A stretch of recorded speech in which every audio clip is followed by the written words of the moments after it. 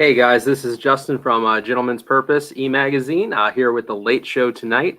We are going to talk a little bit about mentoring. We're going to talk about money. We're going to talk a little bit about anger management, and we're going to wrap up the evening with a little bit of poetry from Emily Dickinson. So welcome to the show. Obviously, if you guys want to chime in, click on the comments section, and please feel free to do so, and I'll respond as best as I can. Tomorrow I'm excited. Tomorrow I'm actually meeting with my second mentee from Florida Atlantic University. The first student that they paired me up with was a young lady who is studying accounting. She is originally from Nigeria, and then the young man that I will be meeting tomorrow morning is actually he's of Asian descent. And so the young lady is a student of accounting, and the young man is a student of finance. And so I'm super excited about meeting him for coffee tomorrow morning. And one of the things that we do through the mentoring program is we look at the goals that the students have, what they want to accomplish between now and the end of the mentoring cycle, which is the end of April. And we set some goals, and we set goals that are what we call SMART goals. They are specific, they're measurable, they are specific, measurable. Oh my gosh, I just brain fart. Specific, measurable, attainable, realistic, and timely. Thank you. And so anyway, so we set those goals: specific, measurable, attainable, realistic, and timely. And in setting those goals, we looked at what we're going to kind of be doing over the next few months over the course of the program. And one of those things is learning what it's like to actually interact within a normal office space, specifically an accounting office or a financial office. So we're going to be talking a little bit about that. And also creating financial plans for them as individuals, also giving them some wisdom to be able to speak into the lives of their customers, customers of accounting services and customers of financial services. And so what I figured we would start with, again, one of the biggest problems that we run into in America these days is the tremendous amount of financial burden that is on university students. The problem that we're finding ourselves in today is that essentially people take out all these huge loans in order to get a degree, to get a good job. But unfortunately, pretty much everybody goes to university these days, or I should say a significant percentage of people go to universities these days. And in doing so, they rack up all this debt, and they're really not getting a competitive advantage anymore as much as they used to. And again, that's a huge problem, because used to, if you had a university degree, 4-year degree, you go and you look for a job, and you basically had an edge over everybody that didn't have a degree.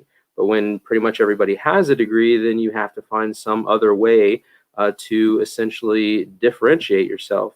And so there's all sorts of different things going on. And if you come out of university with $60,000, $100,000 worth of debt, maybe you get a job making $40,000, $50,000 a year to start.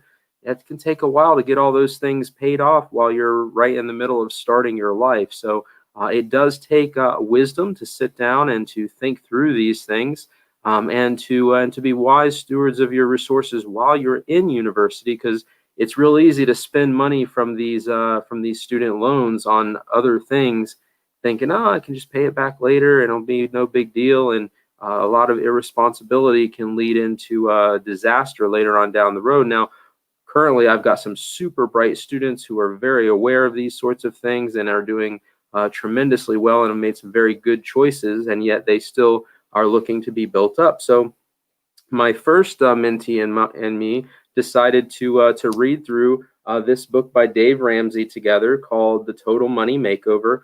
I have read this book before, and Dave is hardcore, man. If any of you have listened to his shows or anything like that, he really, really strongly encourages people to live a debt-free life, and really works hard in this book to help people overcome the myth that we have to always be in debt. When I look back at United States of America to 1950s and things like that, the idea of taking out a loan was a big deal. You very rarely did that, and nowadays, to take out a credit card or do this or do that is like a non-issue. Everybody does it, and yet we find ourselves in tremendous debt. And unfortunately, within the church, we aren't doing too much better with that either. And so the scriptures teach us actually that the borrower is a slave to the lender, and the rich rule over the poor. And so to choose to be financially responsible, to make hard choices now, so that you can live a life that is free of debt, is a wise thing to do. And I think Dave does a great job of actually walking people through some very again, very strong lessons in order to make those hard choices and to stick with it, so that you can end up on the other side of making those difficult decisions in a much more stress-free state of being. And so I don't know about you guys, but finance is a huge, huge deal in lives of people. It is well known as being one of the largest causes of divorce amongst married people, disagreements over finances and things. And so to be intentional about actually focusing on this, and especially if you're in a married situation, making sure you have good communication going on with your finances, and that you are stewarding your resources in a way where husbands and wives are going to be able to attain to the goals that they have for themselves, in a way that is effective. And finance, unfortunately, plays a huge part in that. I mean, they say that money doesn't buy happiness, but it certainly buys a lot of really nice things for retirement, vacations, and things like that. So just want to encourage you, if you have not read this book, it is a New York Times bestseller, Dave Ramsey's The Total Money Makeover, and see what you think about it. I'd love to hear after you read it kind of what your comments are, or if you've somebody who's kind of applied that to your life, what has been the outcome of that. And these are the types of things we want to be able to share with the readers of Gentleman's Purpose e-magazine. Speaking of Gentleman's Purpose e-magazine, I do want to encourage you to go to issue.com/Gentleman's Purpose. It's going across the bottom of the screen there, and pick up a 12-month subscription. It is a digital magazine. It's got lots of great articles in there, lots of great advertisers as well. The nifty thing about it being a digital magazine is that you can click on any of the ads, and it'll take you to the vendor's website where you can schedule appointments or buy product and those sorts of things. Also, within the actual articles themselves, you'll be able to have some interactivity going on there as well. So I don't know if you guys have ever seen the movie Big with Tom Hanks, but there is this scene where he gets a job at a toy company, and they essentially come up with this comic book, and you turn the page and you make a choice, and based on the choices that you make, it kind of leads you to a different path in the story. And that's basically the reality of what we have with these really neat e-magazines. And so I think it's a great technology. It's fun to sit down on your tablet and read it, or on your computer, or even on your phone. I was talking with a friend of mine, and she said, you got like 12-point font on there, and it's a little hard to read on the phone. So a tablet is definitely better. But then I'm thinking, well, maybe I just need to kind of add more pages to the magazine, and maybe bump it up to about a 14 or a 16 font, just to make it a little easier on the eyes with the mobile devices. And so yeah, that's something that we're kind of working on there. And so I'm so excited about this mentoring program, though. So I just want to encourage you that if you're not actually connected with someone, if you're not in a mentoring relationship, both being mentored by someone and also sharing your insights and your experience with someone on a regular basis. Sometimes it's just, coffee once a week, or coffee every other week or something with somebody, and just spend an hour investing in someone else's life. I think you'll find tremendous reward in it, in strengthening relationships and learning how to maybe network a little bit more as well. So those are some key topics that I just want to encourage you with this Sunday evening. The other thing I want to talk to you about is, one of the goals that I have with my mentors, or my first mentee, is kind of understanding how normal office procedures work. And every office is a little bit different. Every company has its own culture that is affected by its brand and its mission and all those sorts of things. But overall, there's some things you can pretty much expect that are normal in an office environment. Of course, you've always got the office politics going on. Of course, a good manager will be wise to kind of minimize that. But you also have a situation where we are living in a time where there is a lot of frustration going on. There are a lot of very difficult work scenarios.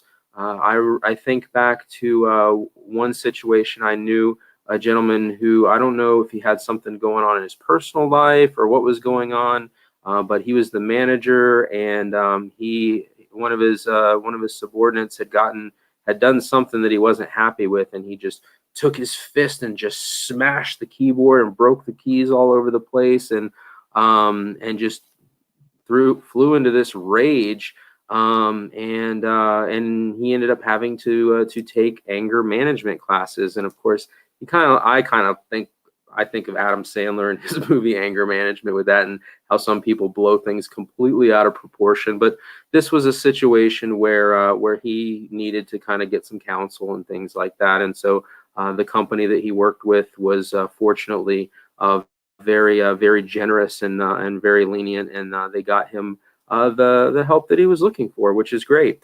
And so I wanted to share with you, though, a portion of scripture. This is from Psalm chapter 4, and this is something that has really helped me through the years, because we can get frustrated, we can get stressed out, and it's not okay to do things that are harmful to ourselves or to other people when we're feeling a sense of injustice, or if we're feeling a sense of anger or frustration. We want to be very, very, very careful with those sorts of things. And so this is not something new. This is something King David, as the king of Israel, himself experienced, and he wrote about it here in Psalm. And so this is certainly something that's worthy of committing to memory. It says, beginning in Psalm 4, verse, "Be angry, but do not sin. Ponder in your own hearts on your beds and be silent. Offer right sacrifices and put your trust in the Lord."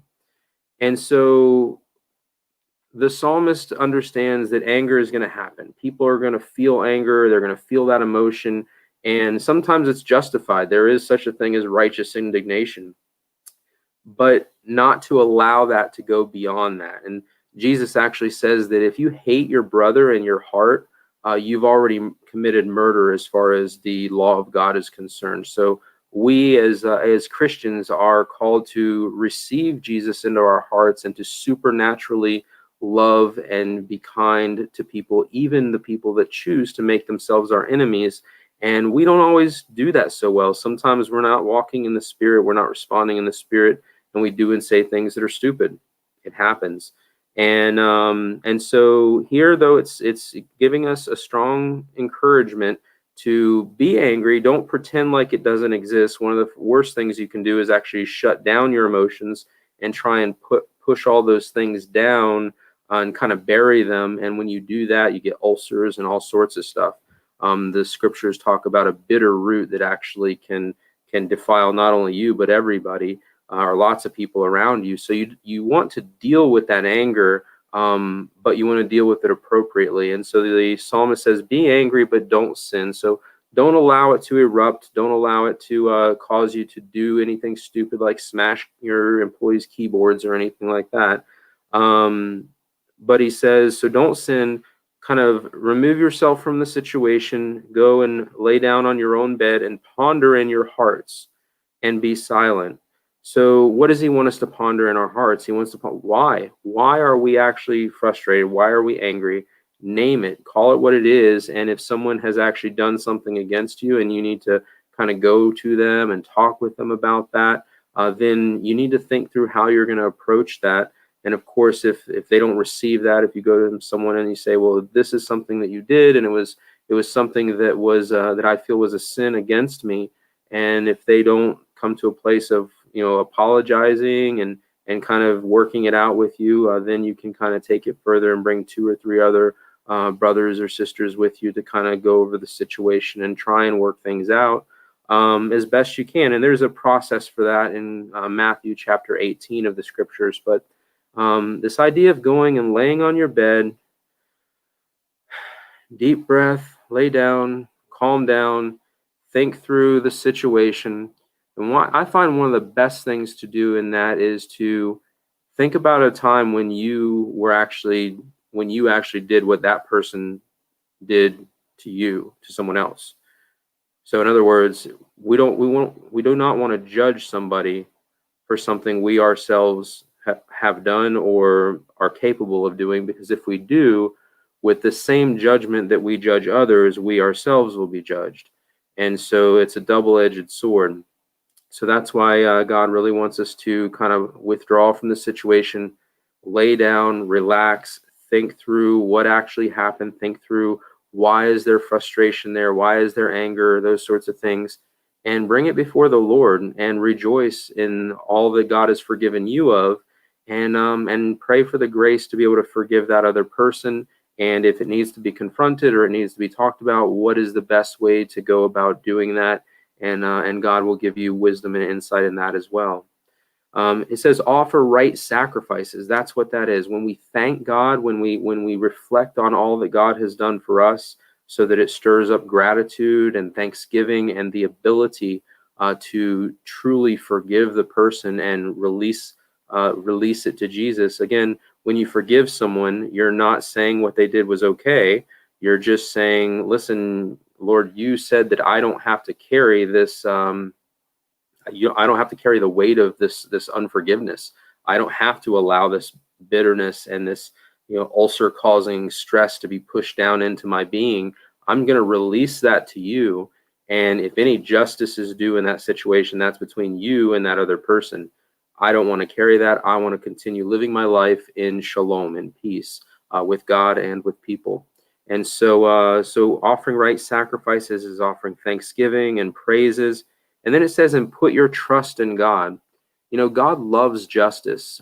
Jesus says that blessed are those who hunger and thirst for God's justice or righteousness, the way that God puts things right in the world.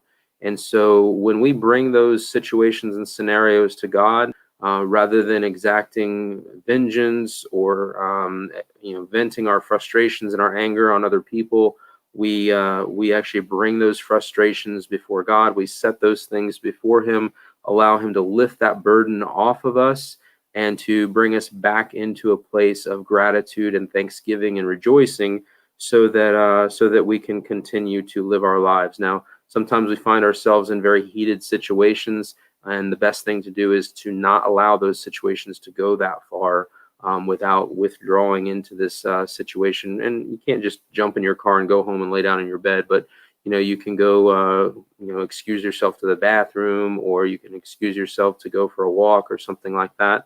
If you find yourself in a situation like that within a stressful work environment.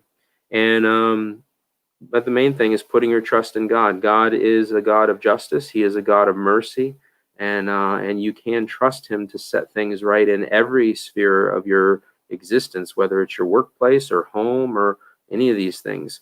And so again, that is King David in Psalm chapter 4, verses 4 through 4 and 5. And so just want to encourage you to think through that and let that get deep down into your nefesh, into your soul.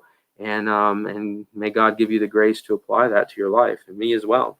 And so that is what I had to do with that. And then I wanted to share with you just a quick poem. This is from the Selected Poems of Emily Dickinson. I picked this up at a little bookstore in North Carolina. When I was up there, there was an old retired priest there, and he had this quaint little bookstore, and you'd go in, and he was a huge fan of Sherlock Holmes, and so he had a complete like living room set up that it was exact replica of Sherlock Holmes' study from the show. And so it was always fun to go in there and chat with him and his lovely wife and pick up a few books here and there. And so this is the selected poems of Emily Dickinson, and this is what she writes. This world is not conclusion. A sequel stands beyond, invisible as music, but positive as sound. It beckons and it baffles. Philosophies don't know, and through a riddle at the last, sagacity must go. To guess it puzzles scholars, or to guess it puzzles scholars. To gain it, men have shown contempt of generations and crucifixion known. So, just a lovely piece of poetry there. Other than that, I hope you guys had an amazing weekend. I hope that you had time to rest and to reflect and to spend time with family. Gentlemen, I hope that you had an opportunity to speak into the lives of your children and to love them well. And as we head into this new week, I just want to encourage you to continue to seek to fulfill your purpose and to keep your balance in all things. This is Justin Gaynor with Gentleman's Purpose e-magazine, Gentleman's Purpose Live, signing off.